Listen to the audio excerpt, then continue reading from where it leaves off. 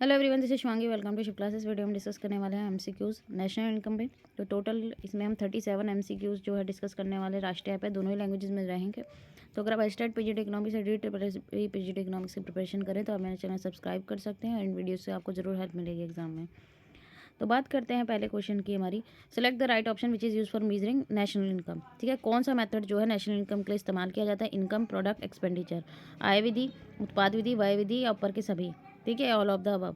तो इसका correct answer है ऑल ऑफ द अबव। सभी मेथड जो है, सभी मेथड के थ्रू जो है नेशनल इनकम निकाली जाती है। नेक्स्ट क्वेश्चन आता है हमारा, which of the organisation is accountable for calculating GDP of India. ठीक है, तो कौन सा इंस्टीट्यूट जो है कैलकुलेट करता है? Indian statistical institute, reserve bank of India, NSO national statistical of ministry of commerce and industry, भारतीय सांख्यिकी संस्थान, भारतीय रिजर्व बैंक, राष्ट्रीय सांख्यिकी कार्यालय, वाणिज्य एवं उद्योग मंत्रालय। तो इसका करेक्ट ऑप्शन है option number 3, national statistic office, राष्ट्रीय सांख्यिकी कार्यालय। नेक्स्ट क्वेश्चन आता है हमारा third question, what is gross domestic product? Total value of non monetary monetary services and good within a year, कि एक वर्ष के भीतर गैर मौद्रिक और मौद्रिक सेवा वस्तुओं का कुल मूल्य। Total value of economic transaction that happen in a country, किसी देश में एक वर्ष में हुए आर्थिक लेन देन का कुल मूल्य। The total value of tradable good which are produce in a particular हुआ, किसी विशेष वर्ष में उत्पादित व्यापार योग्य वस्तुओं का मूल्य। तो या नन ऑफ द अबव, इनमें से कोई भी नहीं। तो इसका करेक्ट ऑप्शन है नन ऑफ द अबव, इनमें से कोई भी डेफिनेशन जीडीपी की, सकल घरेलू उत्पाद की सही नहीं। सकल घरेलू उत्पाद हमें क्या बताता है? ग्रोस डोमेस्टिक, कि एक साल में कितनी वस्तुओं और सेवाओं का उत्पादन हुआ है किसी देश के अंदर। ठीक है, नेक्स्ट आता है हमारा question number 4, which of the following option is not example of indirect tax. ठीक है, इनडायरेक्ट टैक्स अप्रत्यक्ष कर का उदाहरण नहीं है। Custom duty, estate duty, sales tax, excise duty. Custom duty संपदा शुल्क, बिक्री शुल्क या उत्पाद शुल्क। तो इसका करेक्ट ऑप्शन है एस्टेट ड्यूटी। ठीक है, संपदा शुल्क, ऑप्शन नंबर 2। नेक्स्ट क्वेश्चन है हमारा, what happens during inflation. Inflation के दौरान क्या होता है? चीज़ें महंगी हो जाती हैं। ठीक है, जो चीज़ें महंगी हो जाती है, प्राइस भाई इंक्रीज़ होने लगता है चीज़ों का, क्वालिटी क्वांटिटी वही रहती है, उनमें कुछ चेंज नहीं होता, लेकिन जो दाम है वो बढ़ने लगते हैं। तो आपकी परचेजिंग पावर क्या हो जाती है?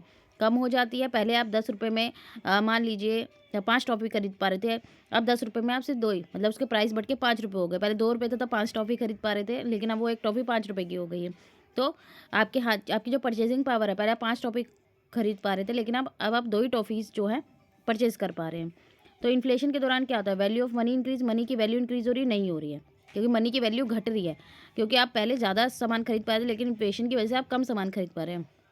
रिमेन स्टेबल, स्टेबल तो रहता ही नहीं है, स्थिर तो रहता ही नहीं है, मूल्य बढ़ता है, ये भी नहीं है। मनी डिक्रीजेस, मनी की वैल्यू क्या हो जाती है? डिक्रीज, क्योंकि पैसे का मूल्य घट जाता है। पहले आप 10 रुपये में 5 टॉफ़ी खरीद पा रहे हैं, लेकिन अब 10 रुपये में आप 2 ही टॉफ़ीज़ जो है परचेज कर पा रहे हैं। तो इन्फ्लेशन के दौरान क्या होता है? पैसे का मूल्य घट जाता है, the value of money decreases. Next question है, who measure the first national income of India. राष्ट्रीय आय का सर्वप्रथम मापन किसने किया था? तो इसका करेक्ट ऑप्शन है दादा भाई नौरोजी। नेक्स्ट क्वेश्चन है, which of the following statement describe the national income. निम्नलिखित में कौन सा कथन राष्ट्रीय आय का वर्णन करता है? The budget introduce by the government, it is the total of various income factor, विभिन्न आय कारकों का योग है, profit of different unit in public sector, the income gain by the government, सरकार को प्राप्त आय। ठीक है, तो नेशनल इनकम क्या है? राष्ट्रीय है। राष्ट्रीय आय मतलब जितने भी सोर्स ऑफ इनकम है उनसे जितनी उसको आय हो रही है एक देश को, वो सारे नेशनल इनकम के अंदर। तो इसका मतलब क्या है? इसका करेक्ट ऑप्शन है it is the total various income factor, या विभिन्न आय कारकों का योग है, option number 2 is correct. Next question है, the short form of ITR associated with the income tax stand for. इसका मतलब क्या? आईटीआर का इनकम टैक्स रिटर्न। ठीक है, first option is correct. Next question है, which of the following receive highest share of GDP. किससे मिलता है? कंस्ट्रक्शन, गैस मैन्युफैक्चरिंग से, allied, agriculture, service sector, public sector. निर्माण, गैस विनिर्माण, बिजली संबंध और कृषि सेवा क्षेत्र, सार्वजनिक और रक्षा प्रशासन। तो इसका करेक्ट ऑप्शन है सर्विस सेक्टर। सर्विस सेक्टर का सबसे ज़्यादा योगदान है जीडीपी के अंदर भारत में। ठीक है, the term transfer payment which is are referred to as payment are made. तो हस्तांतरण भुगतान शब्द किस भुगतान को कहा जाता है? हस्तांतरण हो रहा है, ट्रांसफर पेमेंट हो रही है। As the compensation to employees, कर्मचारियों को मुआवजा देना, without the exchange of service good, सेवा और वस्तु का आदान प्रदान के बिना, for workers upon the transfer from one job to new one, none of the above. ठीक है, तो इसमें क्या है? First option is correct, as the compensation to the employee, compensation दिया जा रहा है, ट्रांसफर पेमेंट है। As a factor cost of which is the name net national income. तो ये अदर नेम क्या है? किसका है? Factor cost, net national product, NNP इसको लिखेंगे ऐसे एट FC। ठीक है, फैक्टर कॉस्ट पे NNP एट FC का मतलब क्या है? National income. नेशनल इनकम किससे डिनोट की जाती है? NNP at FC। ठीक है। तो आपको ध्यान रखना है कि NNP एट FC जो नेशनल इनकम है फैक्टर कॉस्ट पे निकाली जाती है, तो आपको नाम ध्यान होना चाहिए। कई बार एग्जाम में भाई ये लिखा जाएगा GNP at FC, GDP at FC, तो आपको पता होना चाहिए NNP एट FC हमारा नेशनल इनकम को डिनोट करता है। फिर आता है which of the following should you not include for calculation of GNP। आप कौन सी चीज़ को इंक्लूड नहीं करेंगे GNP में? Interest payment, rental income, transfer payment for government, dividend. ठीक है। GNP में ग्रॉस नेशनल प्रोडक्ट में आप कौन सी चीज़ इंक्लूड नहीं करेंगे? तो इसका करेक्ट ऑप्शन है किराए की आय। ठीक है, rental income. Who is the father of green revolution? ठीक है, ग्रीन रेवोल्यूशन में मैंने आपको बताया था, तो इसका MS स्वामीनाथन। नेक्स्ट आ गया what is the use of Gini coefficient. Gini coefficient किस लिए मेजर किया जाता है?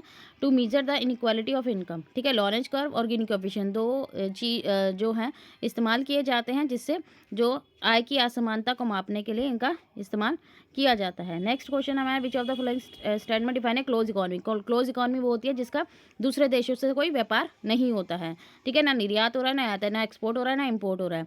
ठीक है, तो नो एक्सपोर्ट और इम्पोर्ट इज हैपनिंग। कोई निर्यात आयात नहीं हो रहा है। ओपन इकॉनमी होगी तो उसका आयात निर्यात हो रहा है, एक्सपोर्ट इम्पोर्ट हो रहा है दूसरे देशों से। नेक्स्ट आता है industrial relation signify the concept of surplus labour. किसने दिया था? एक सिद्धांत अतिरिक्त श्रम की अवधारणा को दर्शाता है। कौन से? तो इसका करेक्ट ऑप्शन है ऑप्शन नंबर 2, मार्क्सवादी दृष्टिकोण। नेक्स्ट क्वेश्चन है on which basis of national जो है नेशनल इनकम कैलकुलेटेड होती है। अभी मैंने बताया था ना NNP at FC factor cost पे, तो इसका करेक्ट ऑप्शन है कारक लागत, फैक्टर कॉस्ट। नेक्स्ट क्वेश्चन है which of the following is opposite of inflation. Inflation का अपोजिट क्या होगा? डिफ्लेशन। ठीक है, अब विद इन्फ्लेशन में दाम बढ़ते हैं चीज़ों के, उसमें घटते हैं। The tax on goods and services help to emerges.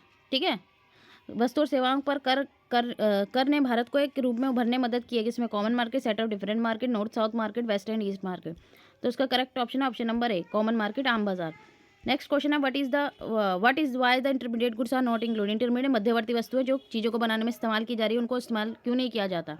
ठीक है, क्योंकि for the prevention of double account, दोहरे लेखांकन की रोकथाम के लिए। क्योंकि भाई अब जैसे बिस्किट बनाने के लिए क्या चाहिए? आटा चाहिए, चीनी चाहिए, और भी बहुत सारी चीज़ें जो भी उसमें हेल्प करेंगी उसे बनाने में। ठीक है, तो वो इंटरमीडिएट बन के क्या तैयार होगा? फाइनल गुड्स जो है बिस्किट है। ठीक है, तो जो ये उसकी कैलकुलेशन में जो शुगर और जो रहेगा आटा वगैरह रहेगा, उसका कैलकुलेशन क्यों नहीं हो रहा है? वो इंटरमीडिएट गुड्स है, क्योंकि डबल अकाउंटिंग हो जाएगी, डबल उसकी रिकॉर्डिंग हो जाएगी। ठीक है, तो इसीलिए इंटरमीडिएट गुड्स को इंक्लूड नहीं किया जाता नेशनल इनकम में। नेक्स्ट क्वेश्चन है which among the following things are not included while measuring the GDP। कौन सी चीज़ नहीं ली जाती? ठीक है, आर नॉट इंक्लूडेड। ठीक है, leisure value, illegal activities, financial transaction, transfer of use good, non market service and goods. तो all of the above. ठीक है, इसका करेक्ट आंसर है all of the above. Next question है who was the first to attempt accounting national income. ठीक है, national income Bharat की बात नहीं हो रही, वर्ल्ड की पूरे बात हो रही है, तो इसका आंसर है Gregory King. First option is correct. Next question है who among the following are not included while, ये रिपीट हो गया क्वेश्चन। ठीक है, नेक्स्ट क्वेश्चन है the increase in the stock of the capital is also called. ठीक है, क्या बोलते हैं जब स्टॉक होता है कैपिटल, जो स्टॉक है हमारे पास पूंजी है, जो पूंजी है उसका जो स्टॉक है वो इंक्रीज हो रहा है, स्टॉक में वृद्धि हो रही है पूंजी के, तो वो होता है कैपिटल फॉर्मेशन, पूंजी निर्माण, पूंजी का निर्माण हो रहा है। Which of the following is considered as 4 sector model. 4 sector model में कौन कौन आते हैं? ठीक है, 4 सेक्टर मॉडल में कौन कौन आएंगे? Foreign, government, firm and family sector, विदेशी, सरकार, फर्म और परिवार क्षेत्र। नेक्स्ट क्वेश्चन है which of the following option is not considered as flow. ठीक है, फ्लो में नहीं किया जाता, इसका आंसर है कैपिटल, पूंजी। नेक्स्ट क्वेश्चन है which on the following is not included in national income. National income में इंक्लूड नहीं होता है profit, interest, rent and wage, लाभ, ब्याज, किराया, मजदूरी। नेक्स्ट क्वेश्चन है which of the following is not included in national income. National income में इंक्लूड नहीं होता है। ठीक है, आल्सो इंक्लूड, सॉरी पूछा है, नहीं इंक्लूड होता है। ठीक है, sale proceeding, bonds and share, black money transferring, तो नॉन ऑफ दीज, कोई भी चीज़ इसमें ऐड नहीं होती है। नेक्स्ट क्वेश्चन है which of the following considered at primary sector. Primary sector में कौन कौन से आते हैं? फॉरेस्ट, माइन, लैंड या ऑल ऑफ दी अबव। तो ऑल ऑफ दी अबव सभी आते हैं प्राइमरी सेक्टर में। How many sector production enterprise divided, कितने में डिवाइड है? 3 सेक्टर में। ठीक है, प्राइमरी, सेकेंडरी और टर्शियरी। ठीक है, which of the following option should not be included in the calculation of GNP। कौन सी चीज़ नहीं इंक्लूड होती है GNP में? रेंटल इनकम, किराए की आय। नेक्स्ट क्वेश्चन है what are the formation of causes of net capital. Next इसका ऑप्शन है option number 2, increase in the production capacity, उत्पादन क्षमता में वृद्धि। नेक्स्ट क्वेश्चन है which of the following option है example of semi durable goods. Semi durable goods, ठीक है, अर्ध टिकाऊ वस्तुएं कौन सी है? पेट्रोल है, मिल्क है, रेडियो, क्लोथ्स, तो मिल्क, ठीक है, दूध। नेक्स्ट है which of the following causes unexpected obsolescence, अप्रत्याशित प्रचलन का कारण बनते हैं, तो नेचुरल क्लाइमिटीज, ठीक है, प्राकृतिक आपदाएं।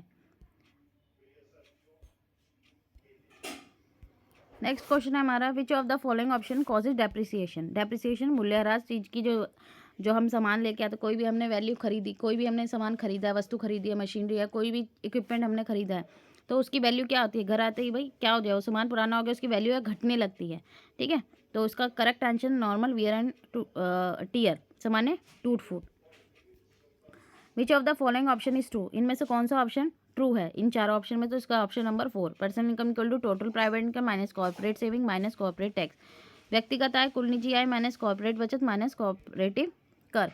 नेक्स्ट क्वेश्चन आता है which of the following statement is true, national is correctly estimated, over estimated, under estimated, या नन ऑफ द अबव। तो इसका करेक्ट ऑप्शन है ऑप्शन नंबर 3, अंडर एस्टिमेटेड। तो ये हमारा लास्ट क्वेश्चन था, तो यहाँ पे हमारी वीडियो खत्म होती है। आई होप आपको क्लियर हो गया होगा। अगर वीडियो अच्छी लगी तो like it, share and subscribe my channel. Thank you.